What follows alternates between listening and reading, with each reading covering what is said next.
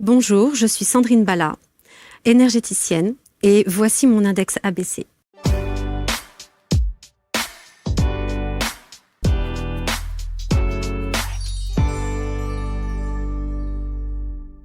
Et nous allons donc découvrir le portrait de Sandrine Bala sur les canapés de l'Index. Bonjour Sandrine. Bonjour Marc. Merci d'être avec nous et merci de vous raconter. Vous aimez vous raconter. J'aime beaucoup raconter mon histoire, effectivement. Même si c'est une histoire douloureuse. Effectivement. Pas simple en tout cas. Elle n'est pas simple, mais je pense que tout à chacun a une propre expérience qui peut être difficile.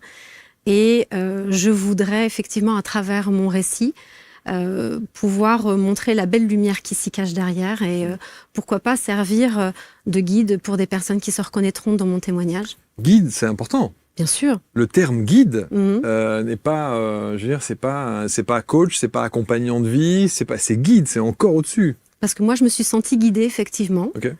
Et non pas par des êtres humains, mais plutôt par une énergie et une équipe céleste qui m'accompagne depuis ma naissance, mais dont j'ai eu connaissance seulement depuis 1 an. Et de par mes épreuves, effectivement, j'ai traversé des événements et des difficultés dans la vie comme beaucoup de personnes. Et je me suis beaucoup sentie seule. J'aurais aimé effectivement avoir des personnes qui puissent m'aider, m'accompagner et me guider. Et aujourd'hui, à travers mon parcours, je voudrais pouvoir effectivement jouer ce rôle auprès des personnes qui en ont besoin et qui se reconnaîtront dans ce que je vais pouvoir dire aujourd'hui. Alors, ce qui est important, c'est la notion de date. Vous avez dit depuis 1 an. Ça a été fulgurant pour moi, très rapide. On va dire que je suis toujours cartésienne aujourd'hui. J'ai vraiment les pieds sur terre. Je suis vraiment inscrite dans la matière. Et je n'avais pas forcément de croyances du monde subtil, de ce qui pouvait être, être autour de nous. Pourtant, vous avez commencé tout à l'heure en disant « depuis toute petite ». Bien sûr, parce que je sais que mes guides me parlent souvent et ils m'expliquent qu'ils sont à mes côtés depuis toujours. C'est pas parce qu'effectivement on ne les ressent pas, on ne les entend pas, qu'ils ne sont pas avec nous. Nous avons tous des guides qui nous accompagnent dans notre parcours terrestre. Et c'est vrai que je n'y croyais pas, même si dans ma famille des personnes étaient ouvertes au plan subtil. Moi, j'osais pas y croire pour pas être déçue. Et c'est ce que je disais toujours, de toute façon, je n'y crois pas, j'accepte effectivement que d'autres personnes peuvent y croire, mais pour moi, ce serait une belle déception puisque je ne croyais en rien avant qu'un événement terrible arrive dans ma vie. On va en parler bien sûr, mais... Oui, bien sûr. En tout cas, vous êtes resté toutes ces années avec cette conviction-là. Je n'y crois pas. Bien sûr, je n'y crois pas, mais par contre... quelque chose qui fait sens aujourd'hui pour moi. Maintenant, j'avais quand même des choses qui me revenaient régulièrement, comme qu'est-ce que je fais ici? Des phrases qui me revenaient régulièrement, et beaucoup les 5 dernières années, où c'était beaucoup plus pressant, et avec un sentiment d'inutilité. J'avais un rôle, quelque chose à faire, et de mon parcours, de ce que je faisais dans ma vie, ça n'y répondait pas. Je ne me sentais pas à ma place. Et donc pas épanouie? Pas épanouie, non. On peut dire que j'ai beaucoup passé ma première partie de vie. Aujourd'hui, j'ai 46 ans. J'estime être à un fin de cycle et pour en entamer un nouveau, où j'ai, on va dire, survécu. C'est ça. Vous avez fait parce qu'il fallait faire? J'ai fait, oui, parce qu'il fallait faire. Vous avez joué le rôle? Oui, j'ai fait ce qu'il fallait faire. Ouais. Alors, vous êtes aujourd'hui thérapeute, énergéticienne, bien entendu, mais ça, c'est encore une fois pour donner un cadre, pour donner un titre, pour donner une étiquette. Et il faut bien. Il faut bien, évidemment. Mais vous êtes particulièrement, vous êtes notamment intéressé aux relations toxiques, aux blessures émotionnelles, parce que ça fait aussi partie de votre histoire. Exactement. On arrive sur Terre avec une famille terrestre, des conditionnements, que ce soit familial, sociétal, des peurs de nos proches qui peuvent s'impacter sur nous.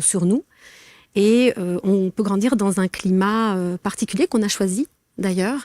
Et moi, je sais que j'ai choisi d'expérimenter les blessures de l'âme, les blessures émotionnelles, les 5 principales.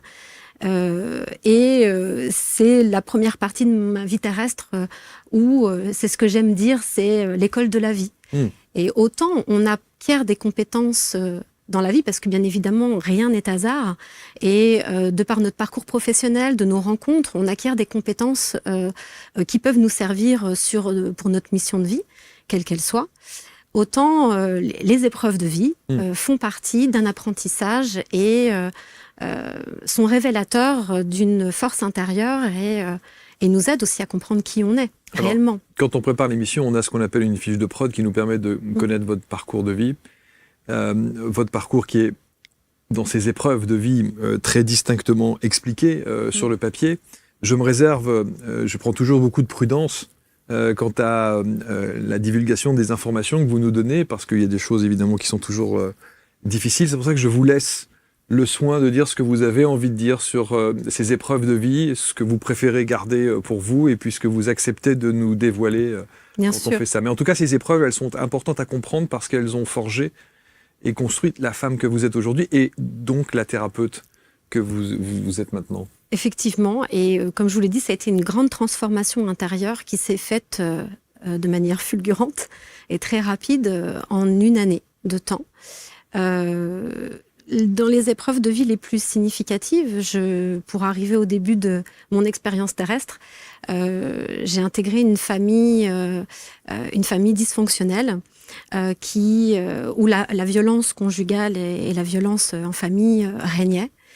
Et c'est dans ce climat que j'ai grandi, où j'ai appris à me faire toute petite pour passer... Inaperçu. Voilà, il ne fallait pas faire de vagues. Eh oui, bien sûr.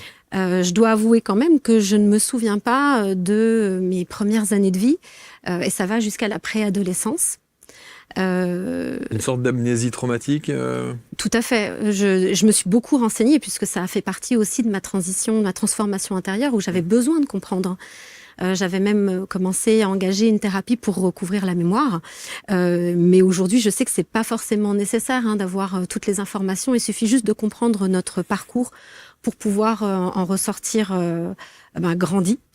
Et c'est vrai que ces premières expériences de vie se sont faites où j'ai appris à mes dépens, à être transparente, à pas faire de vagues, à ne pas m'affirmer, à oublier peut-être mes besoins, mes attentes de vie, et pour pas poser problème. Donc vous effacez. M'effacer complètement, et ça a complètement changé ma vie d'adulte, puisque ça s'est retrouvé aussi dans mes relations humaines par la suite, où pour moi l'amour, c'était pas un amour inconditionnel, il fallait mériter un amour. Et moi, plus particulièrement, celui de mon père. Et c'est vrai que ça s'est ressenti dans mes relations, puisque même si je ne suis pas médecin, c'est vrai que j'ai pu identifier chez moi une dépendance affective qui fait que je me suis longtemps effacée pour les besoins et le bien de mes compagnons. Voilà. Donc ça, c'est très important, parce que sur Terre, on vibre une certaine énergie. Et d'ailleurs, c'est les premiers messages que j'ai entendus de mes guides, que j'ai bien voulu laisser passer. Tout est vibration, tout est énergie. Et donc, vibrant l'énergie de dépendance affective, d'irrespect de ma propre personne, puisque je ne respectais pas mes besoins, je n'étais pas à mon écoute, j'ai attiré ces vibrations à moi, et des personnes qui ont pu mettre en évidence ces traits de ma personnalité qu'il fallait que j'affronte.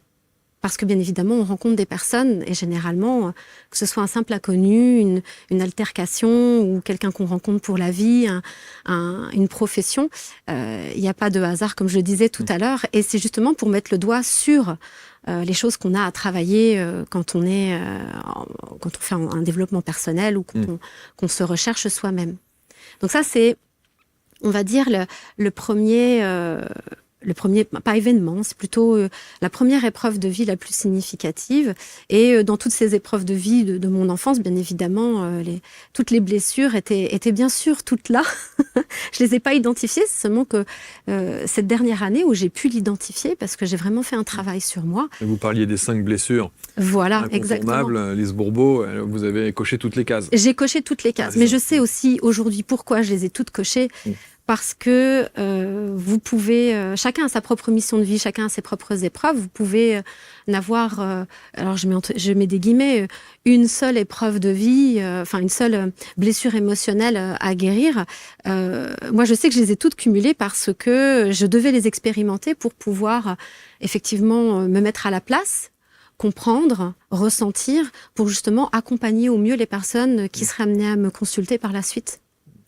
Et comme vous en parliez tout à l'heure, une autre épreuve de vie, ça a été de vivre une relation toxique.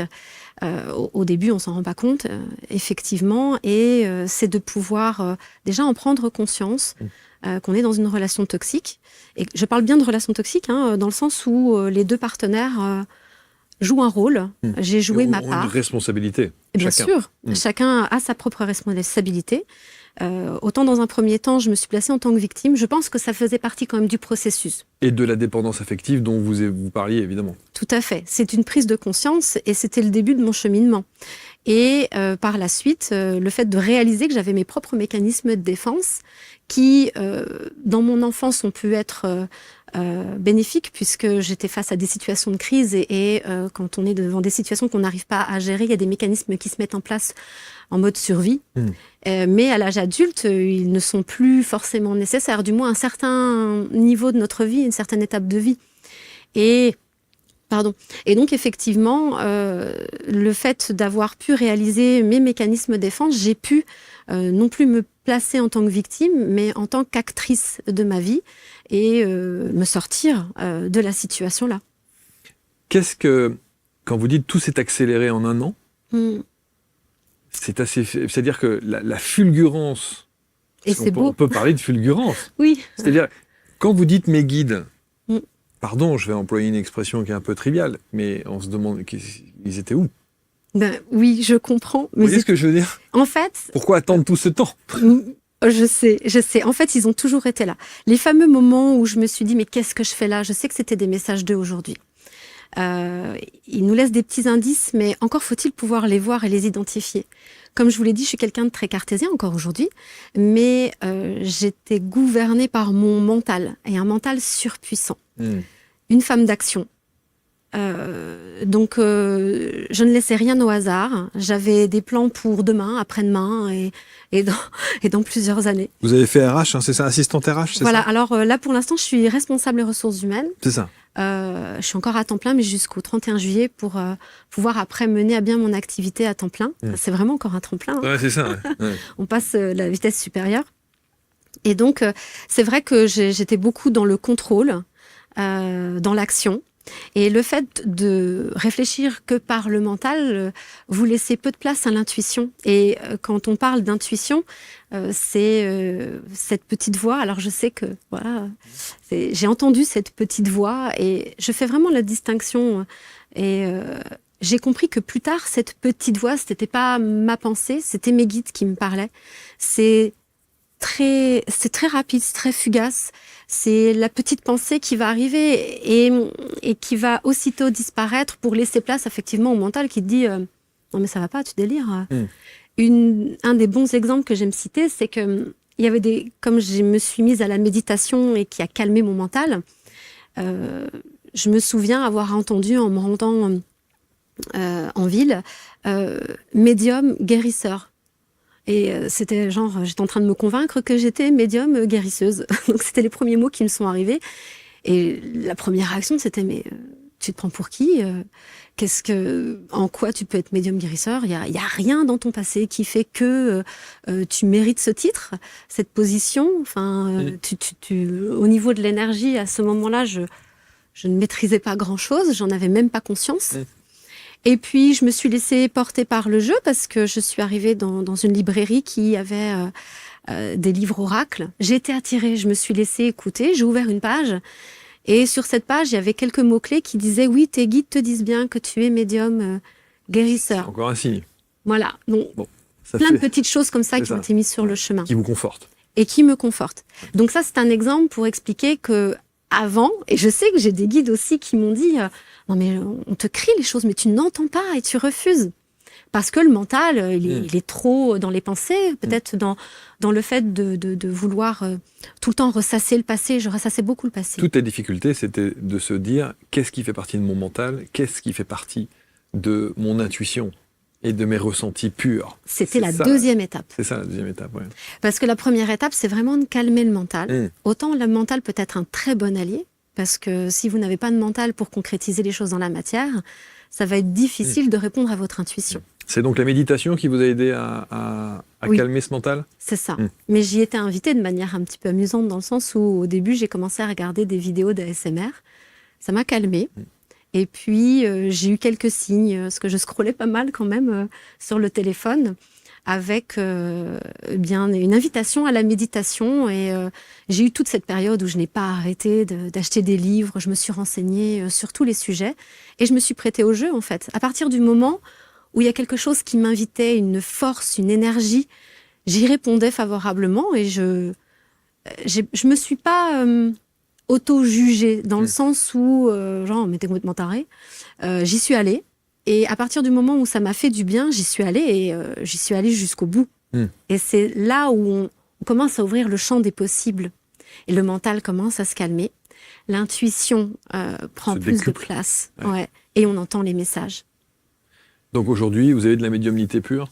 La clairaudience ? J'ai du mal de dire médiumnité parce qu'on est tous médiums. Oui, ça aussi. Mais alors c'est à force de pratique, bien sûr, parce que moi j'avais tout éteint dans mon enfance. Je sais que ce sont mes guides qui m'ont retracé certaines informations qui m'étaient nécessaires dans mon cheminement. Je sais que quand j'étais enfant, j'ai vécu une expérience qui était assez compliquée avec le monde subtil. Et que j'ai préféré taire par la suite parce que je pense que j'ai eu très très peur. Et le fait d'aujourd'hui me reconcentrer et faire certains exercices pratiques, j'ai réouvert ce canal intuitif et qui fait aujourd'hui que... J'aime bien dire canal, je suis un canal. Canal, ouais. Aussi bien pour l'intuition que pour les énergies. Donc vous êtes énergéticienne, thérapeute énergétique, évidemment, avec cet accompagnement que vous proposez. Et alors, pourquoi donc il y a un an, tout s'accélère, mais alors d'une manière assez incroyable ? Comme je vous le disais, j'étais quelqu'un qui aimait bien contrôler les choses. Mais la vie, on a décidé autrement. Essayer de me faire comprendre que non, ça se passe pas comme ça. J'aime bien citer l'exemple d'un surfeur qui est sur sa planche. C'est comme s'il essayait de dominer l'océan. Ben non, c'est pas ça. C'est soit il va glisser sur la vague, il va accepter de tomber, de se relever. Ben c'est un petit peu ça, l'expérience du lâcher prise. Et c'est là où effectivement je ne vais pas pouvoir donner davantage de détails puisque ça concerne non seulement moi mais mes proches. Mais il y a eu un événement dans ma vie qui a été dramatique et qui a fait que j'étais obligée de lâcher prise. Quand vous essayez j'ai sorti les rames en fait, de tout faire pour que quelque chose se réalise selon votre vœu et que il y a l'univers, la vie qui en décide autrement et qui vous dit mais non, c'est pas comme ça que ça se passe. Tu t'obstines à ça, quoi. Voilà. Eh bien, au bout d'un moment, c'est pas abandonner, c'est lâcher prise dans le sens où j'ai fait tout ce que j'avais à faire. Eh bien, si la solution, c'était autre chose et que je ne le vois pas aujourd'hui. Il faut pas oublier aussi qu'on est tous là pour expérimenter. Votre âme, elle est venue expérimenter des choses dans la matière. Alors, bien évidemment, une blessure de trahison ne sera jamais facile à expérimenter, mais on est là pour vivre cette expérience. Ça veut dire l'accueillir, l'intégrer, et puis généralement quand vous avez peur, quand vous fuyez une situation, c'est là qu'il faut aller. Vous aviez un petit syndrome du sauveur ? J'ai eu le syndrome du sauveur, effectivement, mais tout à fait. Et c'est là où je voulais être sur tous les plans. Je voulais être... je pense que je m'en rendais pas compte. Je voulais être partout à la fois, aussi bien dans mon travail, dans mon rôle de mère, en tant que personne. Il fallait que je sois là pour aider tout le monde.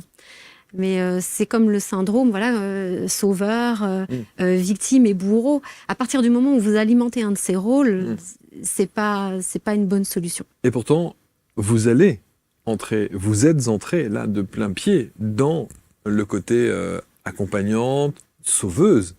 Ah, j'aime pas dire sauveuse. Je sais bien, mais c'était pour reprendre et faire le lien avec ce qu'on disait précédemment. Mais pour le coup, vous y êtes là. Là, je suis effectivement plus dans un accompagnement, un guide et donner les bons conseils, prendre mon expérience pour aider et accompagner les personnes. Mon expérience, mais aussi les capacités que j'ai su développer par la suite, mes capacités énergétiques, puisque... Mais qui sont toutes neuves. Mais qui sont toutes neuves, mais comme une évidence, en fait. Et aujourd'hui, ça peut paraître prétentieux, je sens que je suis capable de, et j'y suis poussée en plus. Je sais que mes guides me poussent. Tu es prête? C'est maintenant. On a besoin de personnes qui accompagnent et qui guident, que ce soit thérapeute énergéticienne ou autre, chacun dans sa mission. On est là pour accompagner. Chacun a une mission qui lui est particulière. Il va s'adresser, va émettre des vibrations auxquelles d'autres personnes vont répondre. Et en faisant comme ça, c'est vrai qu'un maximum de personnes pourront... et j'aime bien, en fait, c'est éveiller les consciences. Ce qui, quand même, ce qui peut, comme ça, quand quelqu'un prend la vidéo à l'émission à cet instant T, pourrait se dire waouh, quoi, éveiller les consciences? Vous voyez, ça peut sembler très présomptueux, très prétentieux. Vous voyez ce que je veux dire? J'ai envie de vous dire, en fait. Quand vous dites guide et en plus je suis là pour éveiller les consciences, on se dit waouh. Je sais que c'est une de mes grandes missions de vie. D'accord. Et j'ai envie de vous dire que vous aussi, vous faites partie de ce grand schéma d'éveil pour éveiller les consciences de par votre rôle de communicant. Pour donner un petit peu plus un langage très terre à terre, c'est plutôt accompagner les personnes à s'éveiller à elles-mêmes, à réaliser leur potentiel, à savoir qui elles sont. Pour moi, c'est la première mission sur Terre. C'est savoir qui on est, s'aimer soi-même, aimer les autres. Et ça fait partie du cheminement. À partir du moment où on arrive à s'accepter avec ses failles, voir ces épreuves comme des opportunités de grandir, se reconnaître, s'aimer soi-même. Et c'est de fil en aiguille, c'est comme ça qu'on s'éveille. On éveille les consciences. Mais vous avez raison, d'autant que le nombre de personnes qu'on entend dire je me suis tellement posé cette question, qu'est-ce que je suis venu faire ici? Quel est mon rôle ici? Quel est mon chemin de vie? Qu'est-ce que... Voilà. Je fais les choses, mais je les fais de manière mécanique, un peu comme un automate. Boulot, métro, dodo, comme on dit, l'expression. C'est ça. Et puis, voilà, sans plus, j'attends mes 5 semaines de congé. On rêve, voilà. Donc, on entend beaucoup de gens vivre de cette manière-là. C'est ça. Et en fait, c'est... alors, même pour des personnes qui ne sont pas forcément engagées sur le chemin spirituel, à partir du moment où vous vous sentez perdu et vous cherchez le sens de votre vie, c'est là où c'est intéressant, ne serait-ce que de faire un travail d'introspection. C'est quelque chose que j'ai fait seule, jusqu'à une certaine limite, parce que j'avais toutes ces énergies qui commençaient à s'ouvrir à moi et je ne savais pas quoi en faire. C'est de comprendre ce que je pouvais en faire, notamment pour devenir thérapeute énergéticienne. Mais ça démarre là, c'est de se dire effectivement... je veux donner un sens à ma vie. Qu'est-ce que... Voilà, c'est pas ça la vie, métro, boulot, dodo, comme vous le dites. Quand vous dites, là, il y a 2 secondes, vous dites, j'ai fait ce travail sur moi. Comment être sûr que ce travail est bien fait puisque vous le faites sur vous? Eh bien... Et seul. Alors, oui, je me suis sentie avancer. Et la première étape, c'est... J'avais commencé à faire des écrits parce que j'avais besoin de mettre sur écrit... par écrit ce que j'avais vécu. C'était trop énorme pour pas que j'arrive à j'avais besoin de le mentaliser. Il fallait que je puisse l'écrire et c'est le relire aussi qui a été très important. Ça a été une thérapie par l'écriture pour moi. Et le fait de réaliser, d'avoir des prises de conscience, mais oui, en fait, tu réagis comme ça, c'est vrai que tu t'es oublié, tu ne sais même pas ce que tu veux, tu ne sais même pas ce que tu ressens, qu'est-ce que tu veux faire dans la vie. Par contre, tu sais pour telle ou telle personne ce qu'elle veut et tu vas y répondre, tu t'effaces. Rien que de le mentaliser, de l'écrire ou de le dire, oui, bien sûr. On se rend compte que c'est bancal et que c'est pas comme ça que la vie... La résonance n'est pas là, n'est pas bonne. Ça va pas. Donc là, on sait qu'on commence à être sur le bon chemin, mais la vie, pour moi, c'est comme un jeu de piste ou un escape game. C'est de trouver, essayer de comprendre. Et à partir du moment où vous voyez un petit peu la petite lumière, vous arrivez à saisir et quelque chose qui commence à faire sens. Ça donne envie de creuser. Sauf que je suis convaincu qu'en l'occurrence, il y a beaucoup de gens qui pensent et qui ressentent peut-être la même chose que vous. Ça semble parfois abyssal. C'est-à-dire que vous êtes face à un truc où vous êtes parfaitement consciente que ça ne peut pas continuer comme le mode de vie que vous avez là, qu'un changement doit apparaître. voire de manière un peu radicale parfois, vous en l'occurrence assez brutalement, et après. C'est-à-dire qu'il y a l'après, il y a des dommages collatéraux, vous avez des enfants, il y a une structure, etc. Donc, beaucoup de gens peuvent s'identifier à votre discours et se dire « Ok, je sens que j'ai ça, mais j'ai tellement peur d'y aller » et des conséquences que ça peut engendrer. Alors, c'est vrai que, étrangement, j'ai pas eu peur. Je crois que toute ma vie, j'ai fait preuve de résilience. Je l'ai réalisé par la suite. Et parce que, comme je vous l'ai expliqué, j'ai une mission de vie, c'est de pouvoir effectivement expérimenter pour pouvoir guider, accompagner les personnes. Si maintenant, vous savez, il y a pas mal d'oracles. Moi, j'adore les oracles. Ça m'a beaucoup guidée. Vous pouvez faire du développement personnel par plusieurs outils. Il y a beaucoup de choses qui existent. Maintenant, si on se sent effectivement submergé, si c'est trop compliqué, il faut pas avoir peur de demander de l'aide. Alors que ce soit un thérapeute énergétique ou encore un médecin, il faut pas avoir peur de demander l'accompagnement parce que c'est ce que j'ai fait aussi. J'ai consulté aussi un psychologue parce que je ne savais plus où donner de la tête. Mais on sent bien qu'entre le psychologue et la dimension spirituelle, c'est cette deuxième partie qui vous a le plus aidé quand même. Eh bien, effectivement, c'est là où plus je me suis ouvert à la spiritualité et plus là où je trouvais des limites dans mon accompagnement, là où j'ai trouvé des réponses. J'ai une équipe céleste extraordinaire. Je les remercie tous les jours. C'est eux qui m'ont donné les clés. Je pense que beaucoup de personnes se retrouveront dans ce que je dis, puisque beaucoup de personnes pourront faire ce travail en autonomie, mais bien évidemment, d'autres personnes auront besoin d'un accompagnement. Et c'est bien pour ça qu'on a aujourd'hui, et je le sais, parce que mon équipe céleste pousse beaucoup à ce qu'on y aille. Tu es attendu, on a besoin de toi. Mais c'est pas quelque chose de présomptueux que de dire ça, parce que j'ai intégré une école pour devenir thérapeute énergéticienne. Toutes mes collègues, toutes les élèves de cette académie, elles sont appelées aussi à faire cela. Il y a beaucoup de personnes qui s'éveillent encore à leur tour à notre époque pour pouvoir accompagner un maximum de personnes. Alors vous parlez de soins et en particulier des soins multifréquentiels. J'adore ce terme parce que c'est là où pour moi on a plusieurs sources de guérison. Vous avez déjà des messages qui viennent de votre intuition. Donc ça, c'est les premiers messages qui pourront vous guider vers un accompagnement, une guérison, vous mettre sur votre chemin de vie. Ça peut être votre âme qui vous envoie des messages, vos guides. Mais déjà, rien que ça, pour distinguer ce qui est du mental et de l'intuition, déjà, rien que ça, c'est déjà compliqué. Une épreuve. Voilà, ça, c'est déjà une belle étape de passer. Exactement. Bravo. Ensuite, vous avez effectivement les rencontres que vous allez faire dans la vie. Comme je vous le disais, ça peut être une personne qui va vous griller la priorité, ça va vous mettre en colère. 10 minutes après, vous êtes encore en colère. Normalement, cette énergie, cette émotion de colère ne fait que passer, elle ne doit pas rester dans vos énergies. Pourquoi ça vous met en colère? C'est essayer de comprendre qu'est-ce qu'il y a derrière. Ça aussi, c'est un message. Vous avez d'autres messages aussi qui viennent de votre corps. J'aime bien reprendre le mot maladie. Si on arrive à décomposer ce mot, mal a dit. Qu'est-ce que vous dit votre corps? Vous avez mal au dos. Quel est ce message? Est-ce que vous en avez plein le dos? Est-ce que vous prenez des responsabilités qui ne sont pas vôtres? Est-ce qu'il faut revoir effectivement votre position par rapport au fait d'être un pilier pour votre famille, mais trop?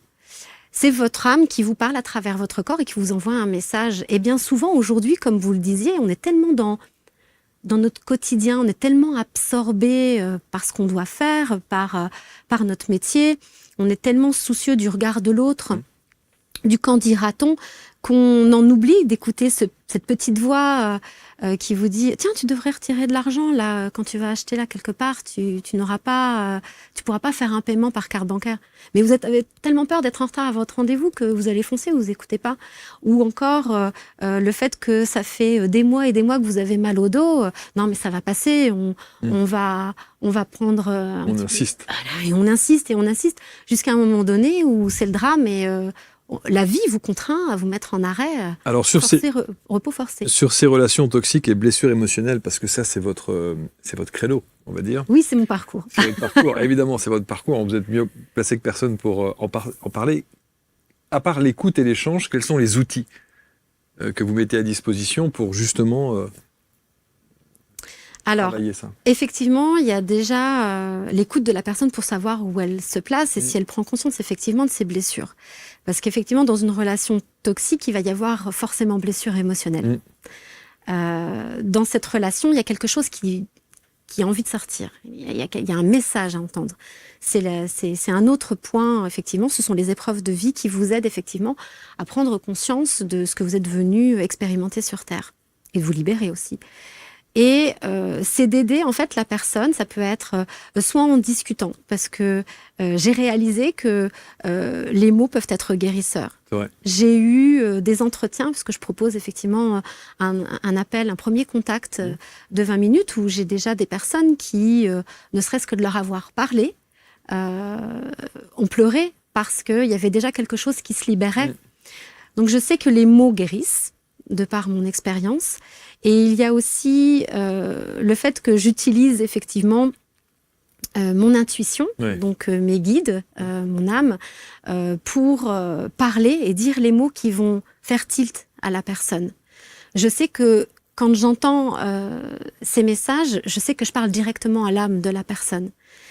Et même si elle n'en a pas conscience, il y a quelque chose qui vient. Ça peut être des larmes, ça peut être une prise de conscience radicale, ne serait-ce qu'une phrase. Le fait de pouvoir lui parler et lui dire les choses qui vont faire le tilt, ça va l'aider déjà à cheminer. Et puis, il y a le tirage de cartes, de pouvoir visualiser, le fait de voir même si on n'y croit pas. Parce que, la forme des oracles, hein, c'est ça? Bien sûr, oui, les oracles, parce que moi, je fais pas de tarot, je fais des oracles, enfin, je tire des oracles, les cartes oracles. Eh bien, même quand on n'y croit pas, parce que j'ai des personnes qui sont venues me voir et qui n'y ont pas cru, la justesse des cartes, déjà là, c'est bluffant. C'est un message fort. C'est souvent bluffant. Il n'y a pas besoin d'y croire, c'est surtout de voir ce qu'on ressent à l'intérieur. Et se laisser porter, en fait. Hein, mais tout à fait.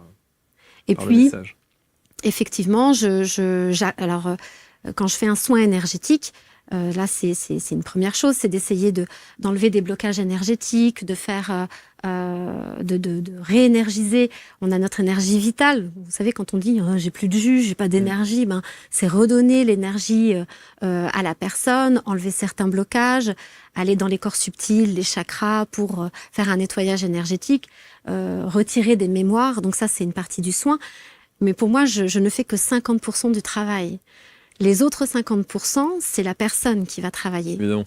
Donc, moi, déjà, je vais essayer de la sensibiliser, de lui faire prendre conscience, comme je vous le disais, et puis donner des petits exercices pratiques. C'est là où j'interviens en tant que coach pour que, effectivement, que cette personne utilise cette énergie pour pouvoir agir dans la matière et faire son travail d'introspection. Et comme je vous disais, là où ça fait mal, là où on n'a pas envie d'aller, c'est là où il faut aller. C'est de l'accompagner avec des conseils justes pour lui donner l'assurance et la confiance pour y aller.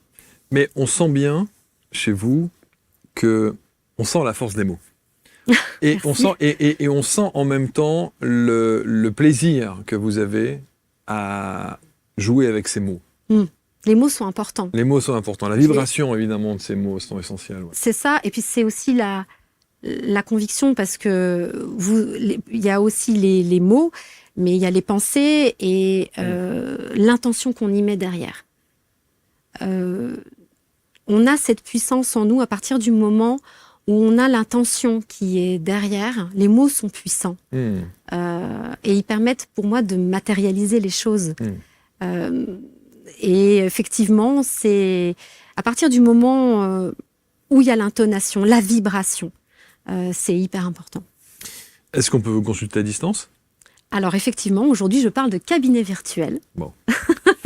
Je démarre mon activité à distance, effectivement.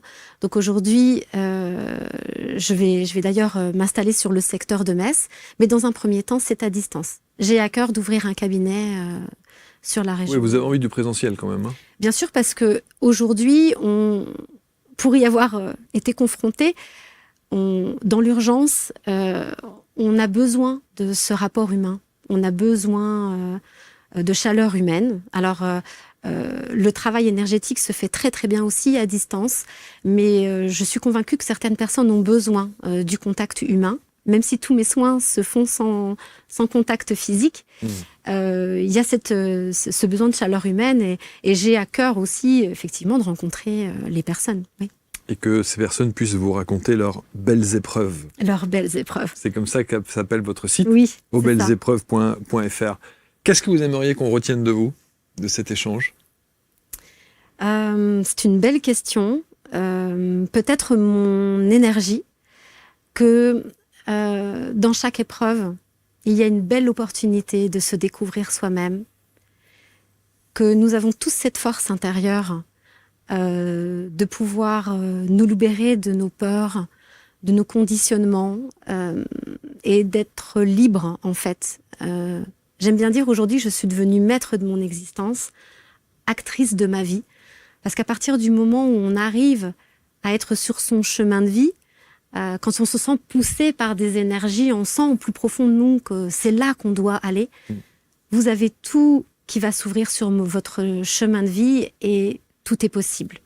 Il faut ouvrir le champ des possibles en suivant son cœur et en laissant place à l'imprévu.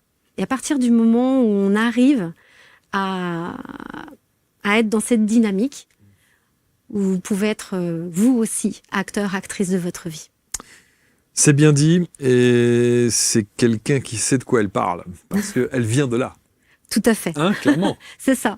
C'est bien la raison pour laquelle il y a cette légitimité aujourd'hui que vous avez, que vous revendiquez, et qui permet d'accompagner ceux et celles qui ont besoin de vous. Mais ce qui est intéressant, c'est de voir à quel point les choses ça a mis du temps.